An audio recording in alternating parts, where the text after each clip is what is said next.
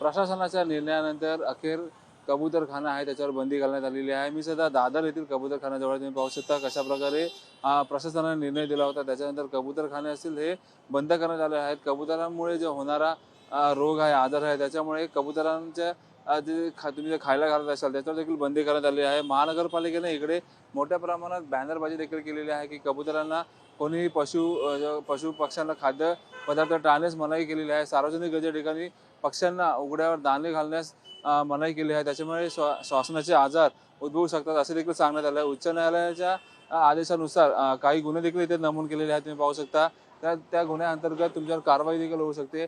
परत 500 रुपयाचा फाईन आहे तो देखील होऊ शकतो। मात्र इथे पाहायला गेलं तर कबूतर हे मोठ्या प्रमाणात अजून देखील दिसत आहेत। या ठिकाणी काही गार्ड्स देखील नेमण्यात आलेले आहेत। जर कबूतर जर रस्त्यावर असेल त्याचा मृत्यू होऊ नये गाडीच्या खाली होऊन त्यासाठी इथे मोठ्या प्रमाणात गार्ड्स देखील नेमण्यात आलेले आहेत।